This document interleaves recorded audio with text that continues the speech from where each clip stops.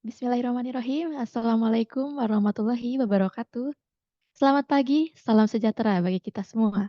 Salam, Om Swastiastu, Namo Buddhaya, salam kebajikan. Yang terhormat Ibu Salsa Maidida Putri Antika, AMD AK CPTT, dan yang terhormat Bapak Ibu peserta webinar yang berbahagia. Alhamdulillah, puji syukur kita panjatkan karena berkat rahmatnya kita masih bisa berkumpul untuk bersama-sama mengupas mengenai perpajakan dari narasumber yang luar biasa hari ini. Perkenalkan, saya Zalfa Alexandra yang menjadi moderator pada webinar hari ini. Webinar hari ini diadakan yang berjudul Ya atau Tidak Menjadi PKP yang diadakan oleh Texco Solution. Mohon izin Bapak Ibu sekalian untuk saya mengenalkan Texco Solution terlebih dahulu. Texco Solution menyediakan layanan konsultasi pajak, akuntansi, bea cukai, dan hukum dengan pengalaman lebih dari 15 tahun dan berkomitmen untuk solusi komprehensif untuk mencapai kepentingan klien. Sudah banyak klien yang menggunakan layanan kami, dan berikut adalah pengalaman layanan yang pernah kami berikan. Seperti yang tertera di layar Zoom Bapak Ibu, kami menangani pemberian layanan kepada perusahaan jasa outsourcing sampai distributor alat berat. Kemudian kami ingin menunjukkan 12 bidang keahlian yang dimiliki oleh Texco Solution.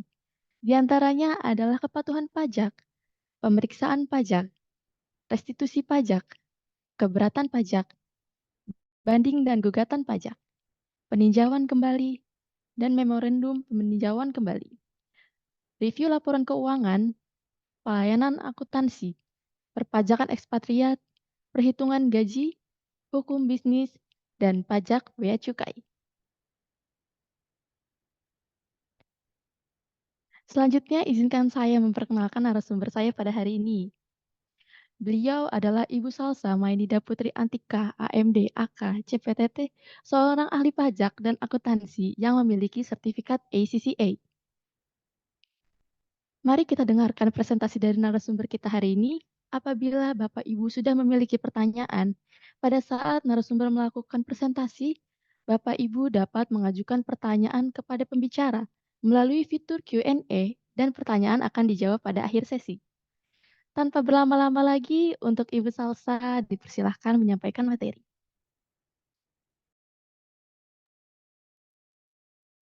Halo, selamat pagi Bapak Ibu peserta. Sebelumnya saya mengucapkan terima kasih kepada Bapak Ibu yang sudah hadir pada pagi hari ini. Saya juga berterima kasih kepada Texco Solution dan Ibu Moderator yang sudah memberikan kesempatan kepada saya untuk menyampaikan materi berjudul Iya atau Tidak Menjadi Pengusaha Kena Pajak, mana yang harus dipilih. Profil saya mungkin sudah dijelaskan oleh moderator pada saat pembukaan, tapi saya izin ingin memperkenalkan diri secara langsung.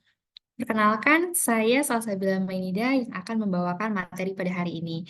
Pada pagi hari ini, saya berkesempatan untuk bertukar ilmu dengan Bapak Ibu peserta, dan saya berharap hari ini kita akan sama-sama memiliki ilmu baru.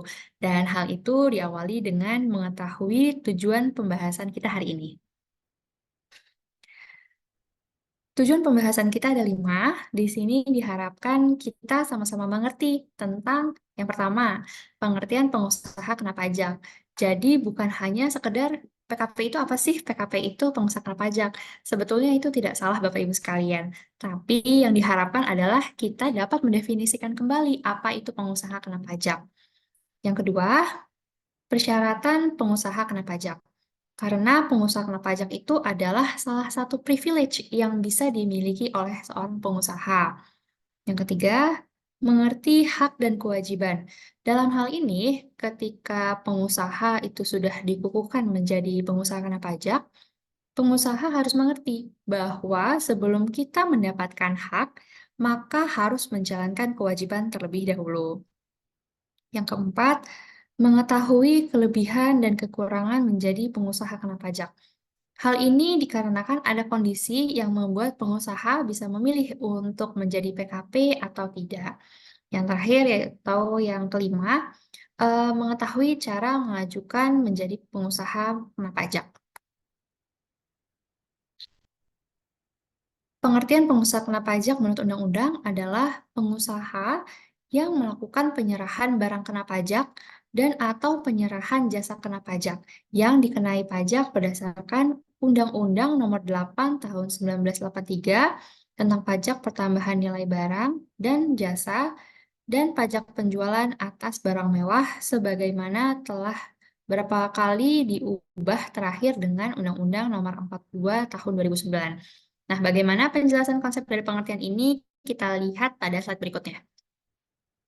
Nah, ini menurut pasal 1 angka 14 dan 15 UU PPN, pengusaha itu merupakan orang pribadi atau badan yang dalam kegiatan usaha atau pekerjaannya ini menghasilkan barang, mengimpor barang, mengekspor barang, melakukan usaha perdagangan, memanfaatkan jasa dari luar daerah pabean, melakukan usaha jasa termasuk mengekspor jasa, dan memanfaatkan barang tidak berwujud dari luar daerah pabean. Nah, pengusaha yang melakukan penyerahan BKP dan atau JKP inilah yang menjadi syarat utama Bapak Ibu sekalian untuk mengajukan diri menjadi PKP. Untuk syarat selanjutnya kita lihat pada slide berikutnya. Dasar hukum yang kita pakai untuk melihat syarat pengajuan PKP adalah pasal 17 ayat 1 dan 2 PMK nomor 164 tahun 2023. Ini sudah aturan paling terbaru ya Bapak Ibu. Di sini pengusaha wajib melaporkan usahanya untuk dikukuhkan sebagai pengusaha kena pajak apabila sampai dengan suatu bulan dalam tahun buku mempunyai jumlah peredaran bruto dan atau penerimaan bruto melebihi batasan pengusaha kecil, sebagaimana diatur dalam Peraturan Menteri mengenai batasan pengusaha kecil pajak pertambahan nilai. Selanjutnya, jumlah peredaran bruto dan atau penerimaan bruto sebagaimana dimaksud pada ayat 1 merupakan jumlah peredaran bruto dan atau penerimaan bruto sebagaimana diatur dalam Peraturan Menteri mengenai batasan pengusaha kecil pajak pertambahan nilai. Karena di slide sebelumnya ini disinggung untuk melihat peraturan menteri yang mengatur tentang jumlah peredaran bruto dan atau penerimaan bruto melebihi batasan pengusaha kecil, maka saya menyajikan penggalan dari pasal 1 ayat 1 dan pasal 4 ayat 1 PMK nomor 68 PMK 3 tahun 2010 yang menyatakan apabila pengusaha kecil itu merupakan pengusaha yang selama 1 tahun buku melakukan penyerahan BKP dan atau JKP tidak lebih dari 4,8 M. Apabila melebihi 4,8 M, maka pengusaha ini wajib melaporkan usahanya untuk dikukuhkan sebagai pengusaha kena pajak.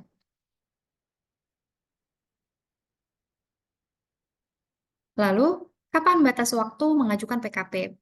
Kewajiban ini dilakukan paling lambat akhir tahun buku saat jumlah peredaran bruto dan atau penerimaan brutonya melebihi batasan pengusaha kecil, yaitu 4,8 M. Selanjutnya kita membahas mengenai hak pengusaha kena pajak. Apa saja hak yang dimiliki oleh PKP? PKP ini dapat melakukan pengkreditan pajak masukan atau pembelian atas BKP atau JKP. Dan PKP dapat meminta restitusi jika pajak masukan lebih besar dari pajak keluaran atau penjualan dan berhak pula atas kompensasi kelebihan pajak. Ketika pengusaha melakukan pembelian barang, contohnya, kemudian diberikan faktur pajak masukan, maka faktur pajak masukan tersebut itu bisa dikreditkan. Apa maksudnya dikreditkan? Dikreditkan itu kalau secara akuntansi akun pajak masukan berada di sesi debit. Dalam artian itu adalah aset yang kita miliki. Sedangkan kalau PPN keluaran itu ada di sisi kredit dicatat sebagai hutang. Ketika ingin melakukan pembayaran, itu ada kondisi kita harus mengakui jumlah yang harus dibayar. Nah, caranya ini dengan memindahkan akun pajak masukan yang tadinya ada di debit, dimasukkan ke sisi kredit. Dan pajak keluaran yang tadinya semula ada di sisi kredit, ini dipindahkan ke sisi debit. Nah, dari sini awal mula istilah dikreditkan. Jadi, faktur pajak masukan dapat mengurangi faktur pajak keluaran yang dimiliki pengusaha, sehingga nanti pembayaran pajak terutang itu menjadi lebih sedikit. Selanjutnya, kewajiban PKP. Nah, biasanya ketika ada kewajiban baru, maka tanggung jawab PKP itu juga akan bertambah. PKP wajib hukumnya untuk melakukan pemungutan, penyetoran, dan pelaporan pajak pertambahan nilai dan pajak penjualan atas barang mewah yang terutang sesuai dengan yang dicantumkan dalam pasal 20 ayat 4 PMK nomor 164 tahun 2023.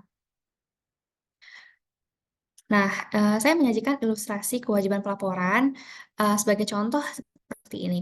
Pengusaha, kita beri nama Pak Tarman ya contohnya, itu memulai kegiatan usahanya dan terdaftar sebagai wajib pajak pada tanggal 10 Januari 2024. Nah, pada tanggal 15 April 2024, ternyata Pak Tarman memperoleh omset lebih dari 4,8 miliar. Sesuai ketentuan PMK 164 tahun 2023, maka Pak Tarman itu wajib melaporkan usahanya untuk dikukuhkan sebagai PKP paling lambat 31 Desember 2024.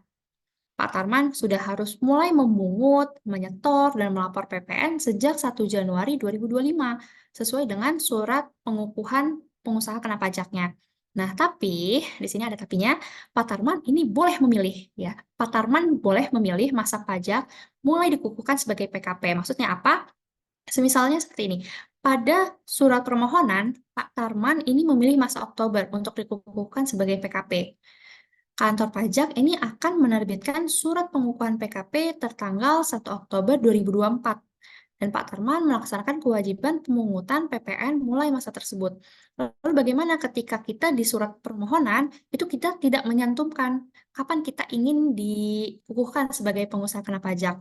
Biasanya DJP itu akan mengukuhkan pengusaha kena pajak itu sesuai dengan tanggal maksimal atau 31 Desember 2024.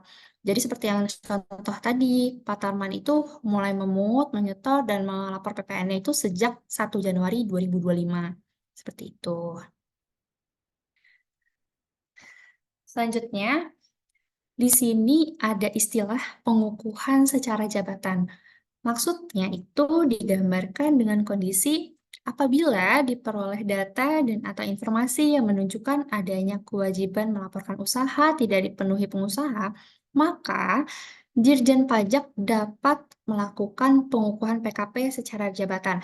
Maksud secara jabatan itu DJP punya kuasa untuk mengukuhkan pengusaha menjadi PKP gitu. Jadi tidak perlu menunggu pengusaha tersebut mengajukan diri menjadi PKP ketika sudah ada indikasi bahwa pengusaha tersebut tidak melakukan kewajibannya, maka DJP bisa menggunakan kuasanya untuk menunjuk pengusaha tersebut menjadi PKP.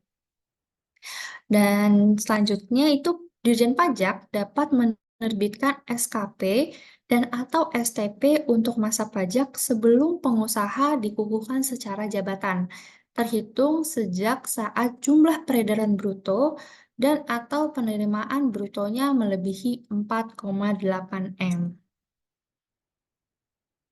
Kalau masih belum terbayang bagaimana penerapannya, mari kita lihat di sini terdapat ilustrasi kewajiban pelaporan.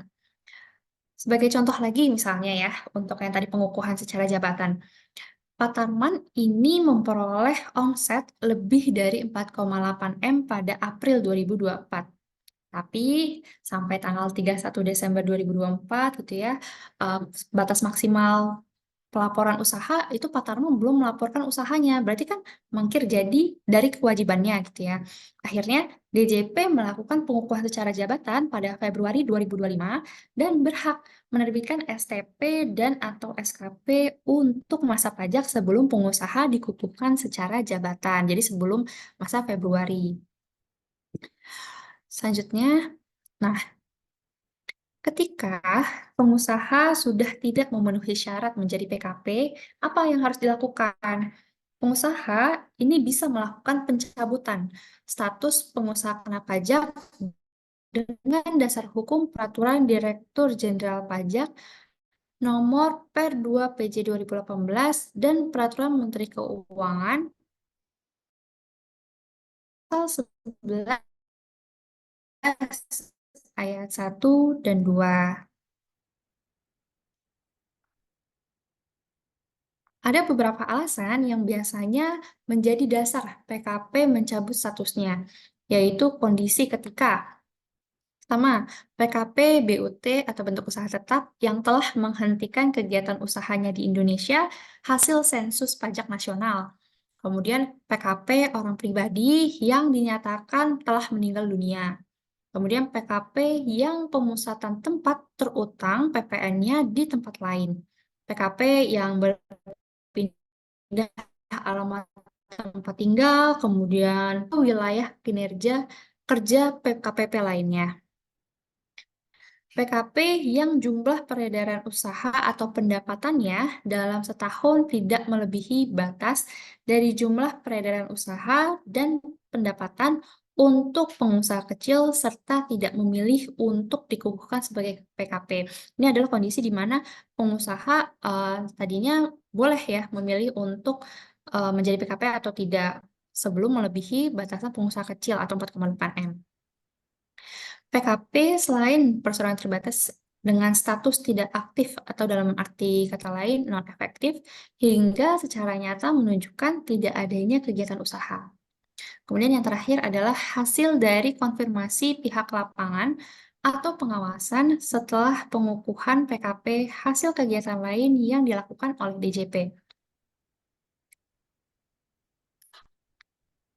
Nah, dari pembahasan kita tadi, itu kita sudah membahas mengenai garis besar PKP. Kemudian pastinya akan timbul pertanyaan mengenai kelebihan dan kekurangan PKP. Terlebih memang bagi pengusaha yang memiliki penghasilan kurang dari 4,8 M, bisa memilih untuk menjadi PKP atau tidak. Pastinya akan mempertimbangkan hal ini gitu. Kelebihannya yaitu pertama ada kemudahan dalam penjualan dan juga pembelian. Banyak perusahaan membutuhkan faktur pajak untuk mengklaim pemotongan pajak yang mereka lakukan, sehingga menjadi PKP akan memudahkan proses transaksi bisnisnya. Selanjutnya ada pemulihan pajak masukan. Ini maksudnya seperti penjelasan pengkreditan pajak masukan tadi.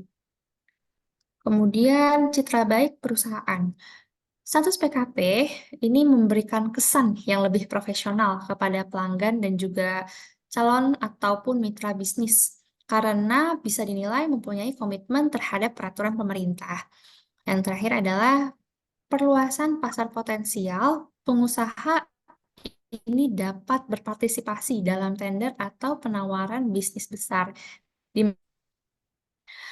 Namun, di balik kelebihan itu terdapat kekurangan menjadi status PKP. Kekurangannya yaitu yang pertama, terdapat kewajiban administrasi tambahan dan kewajiban rutin membayar pajak.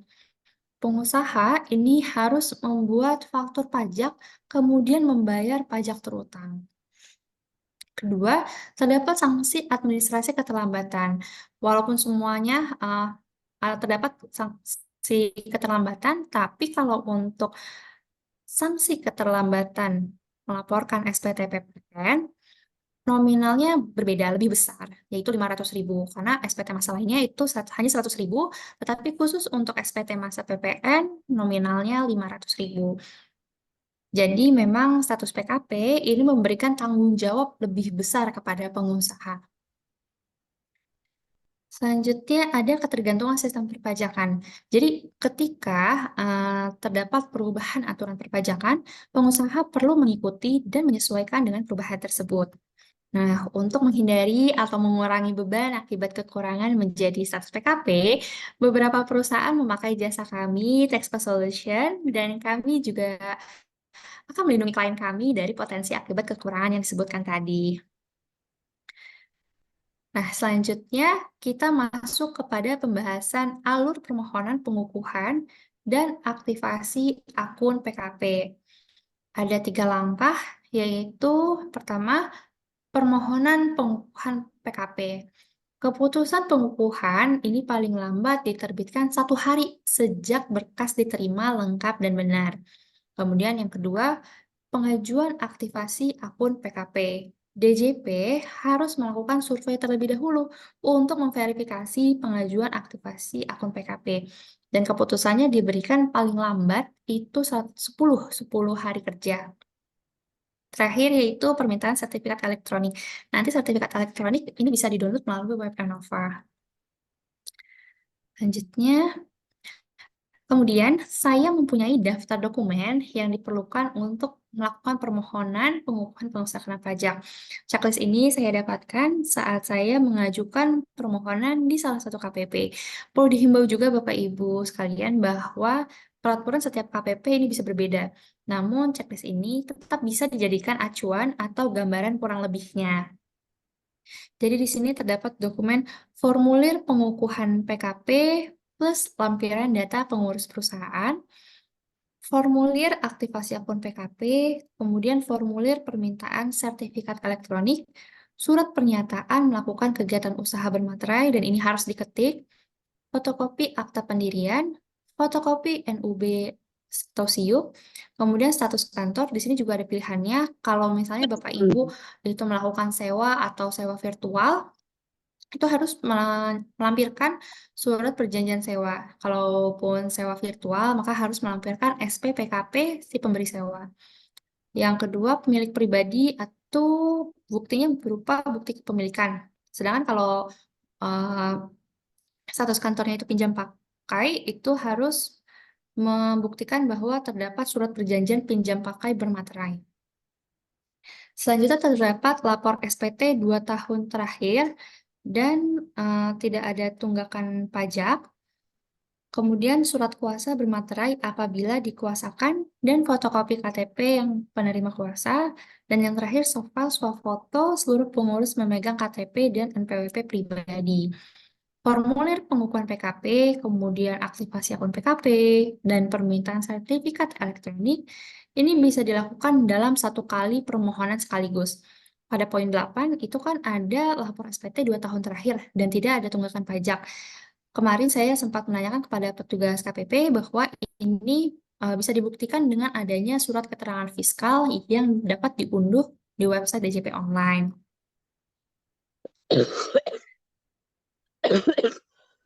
Nah, sampailah kita di pembahasan terakhir, yaitu menjawab pertanyaan yang ada di judul webinar.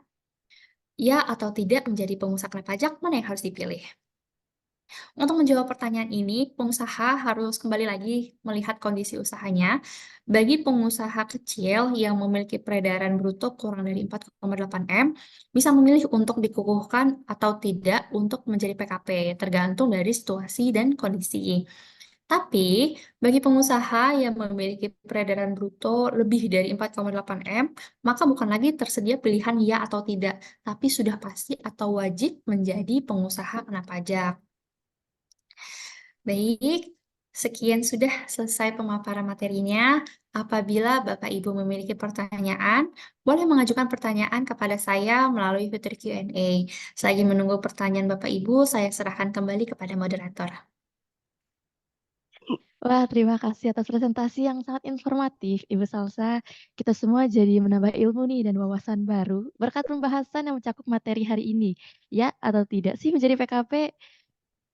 Nah, sekarang kita akan membuka sesi tanya jawab. Bapak Ibu dipersilakan menggunakan fitur Q&A untuk menuliskan pertanyaan. Silakan berdiskusi kepada pembicara kita hari ini.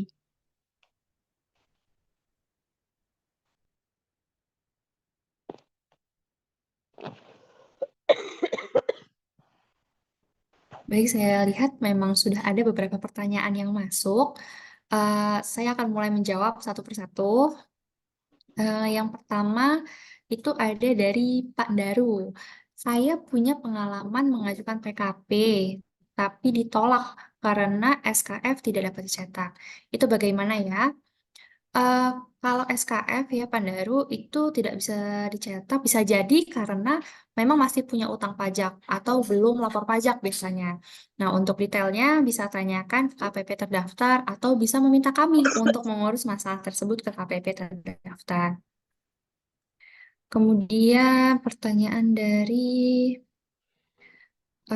Ibu Indriaya. Gimana kalau sengaja tidak mendaftarkan diri sebagai PKP, padahal omset sudah lebih dari 4,8 M? Biasanya ini Bu, DJP akan melakukan pengukuhan PKP secara jabatan sesuai yang saya paparkan tadi.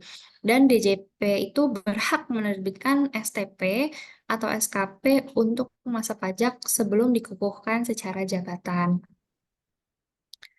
Selanjutnya dari Pak Mulyadi. Kalau direktur saya sudah pernah mengajukan PKP untuk satu perusahaan, apa bisa mengajukan untuk perusahaan lainnya? Bisa, Pak Mulyadi.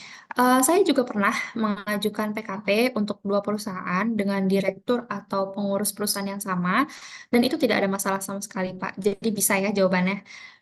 Kemudian selanjutnya, Bu Mira. Survei di step pengajuan PKP itu seperti apa ya? Kita didatangi petugas pajak atau bagaimana? Dulu saya saat survei itu masih online ya Bapak Ibu. Surveinya itu verifikasi soal seputar data yang dilampirkan saat pengajuan. Kemudian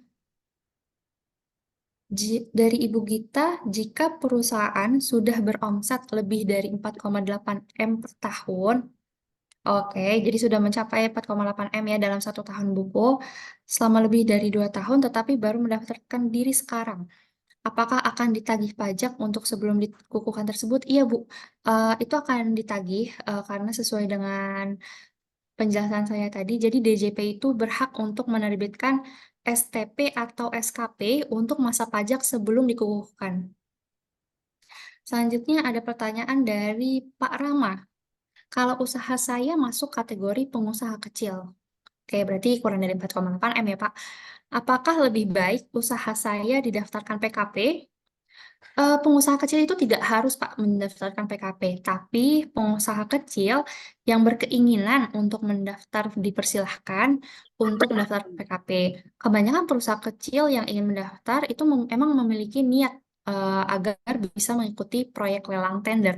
Karena biasanya kalau proyek lelang tender itu kan butuh persyaratan umum untuk mengikuti proyek dengan terdaftarnya si pengusaha untuk PKP. Dengan mendaftar PKP, maka kesempatan si pengusaha untuk memperluas bisnis itu pasti akan terbuka lebih lebar. Baik Bapak Ibu, saya memberikan kesempatan mungkin selama 10 menit untuk Bapak Ibu. Apabila masih ingin menulis pertanyaan, saya tunggu ya Bapak Ibu. Untuk selanjutnya saya serahkan dulu ke moderator. Baik, silakan Bapak Ibu jika masih ada yang ingin bertanya. Kami masih menunggu untuk pertanyaan yang lain.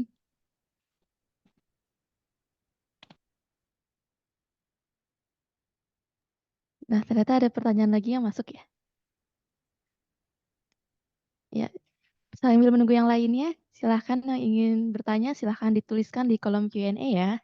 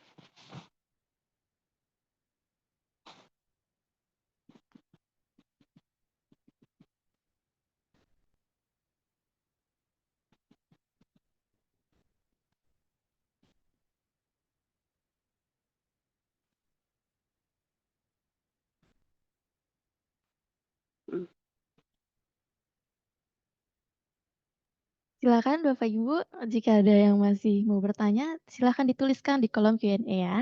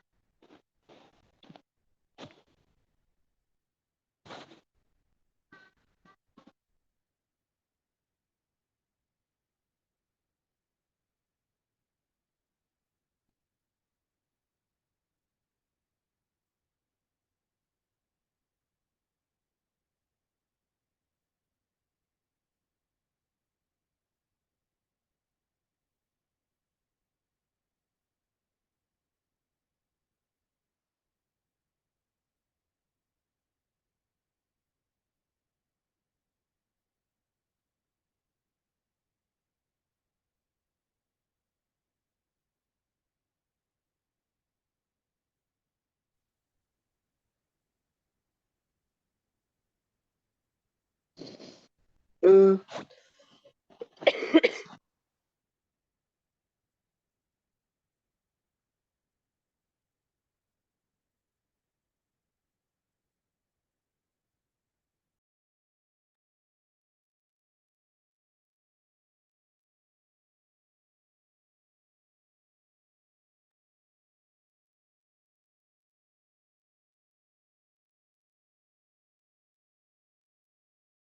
halo,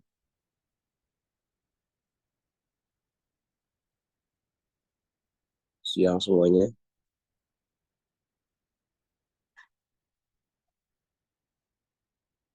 Subway.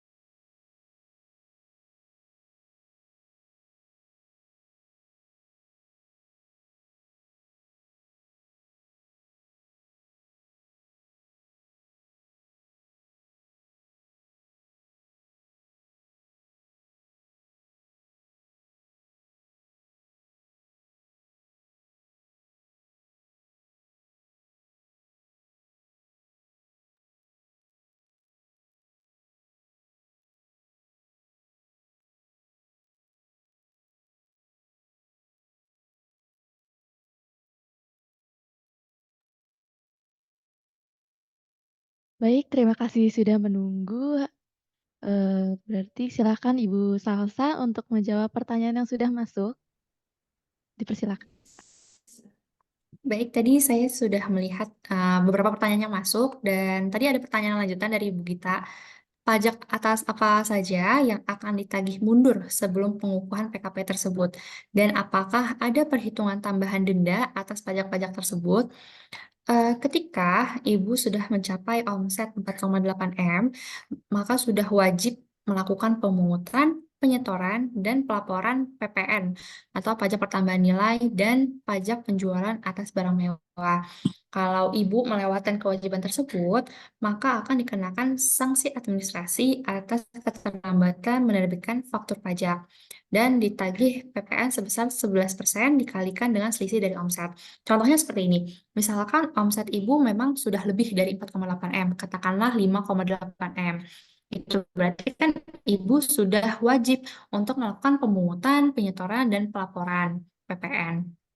Nah, ketika Ibu tidak mendaftarkan diri sebagai PKP, maka Ibu kemungkinan akan ditagih oleh Dijen Pajak atas selisih 1 miliar tadi. Jadi 5,8 dikurangi 4,8 M atau batasan nilainya ditagihnya sebesar 11% atau tarif PPN yang berlaku. Seperti itu.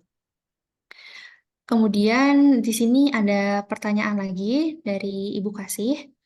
Jika ingin submit dokumennya, apakah harus datang langsung ke KPP? Sama bos. Tidak harus langsung datang ke KPP, Bu. Permohonan pengukuhan PKP itu dapat diajukan dengan beberapa metode, seperti secara langsung atau datang langsung, kemudian melalui pos dengan bukti pengiriman surat, dan juga jasa ekspedisi atau jasa kurir. Kemudian di sini ada pertanyaan dari Pak Rudi. Saya pernah dengar ada pengusaha yang mengalami pencabutan pengukuhan PKP secara jabatan, tapi bisa dilakukan pembatalan pencabutan pengukuhan PKP. Seperti apa mekanismenya? Apa memang setelah pencabutan bisa dilakukan pembatalan pencabutan? Pak Rudi, pencabutan pengukuhan PKP secara jabatan itu biasanya dilakukan melalui penerbitan surat pencabutan pengukuhan PKP. Biasanya sih didasarkan dengan hasil pemeriksaan, kemudian hasil penelitian administrasi. Pencabutan pengukuhan PKP secara jabatan ini berdasarkan hasil penelitian administrasi dilakukan terhadap kurang lebih sama seperti yang saya jelaskan tadi, yaitu PKP dengan status wajib pajak non-efektif, kemudian PKP yang tempat terutang PPN-nya telah dipusatkan di tempat lain, atau mungkin PKP menyalahgunakan atau menggunakan tanpa hak pengukuhan PKP yang telah mendapatkan putusan pengadilan yang berkekuatan hukum tetap. Namun atas penerbitan surat pencabutan pengukuhan PKP secara jabatan, ini PKP dapat menyampaikan klarifikasinya secara tertulis terhadap pencabutan pengukuhan PKP dengan menyampaikan surat klarifikasi, Pak. Surat klarifikasi pencabutan pengukuhan PKP ke KPP tempat PKP diadministrasikan. Paling lama 1 bulan sejak surat pencabutan pengukuhan PKP dikirim. Kemudian nanti surat klarifikasi tersebut itu dilampiri dengan dokumen pendukung yang menyatakan bahwa PKP masih memenuhi ketentuan sebagai PKP. Kemudian nanti klarifikasi tersebut juga harus Pak ditandatangani dan disampaikan langsung oleh pengusaha yang bersangkutan bagi PKP orang pribadi. Kemudian bagi wakil warisan belum terbagi itu untuk warisan belum terbagi. Salah satu pengurus bagi PKP badan, bentuk usaha tetap atau kerjasama operasi joint operation, pemimpin cabang bagi PKP badan dengan status cabang, kepala instansi pemerintah, dan sebagainya.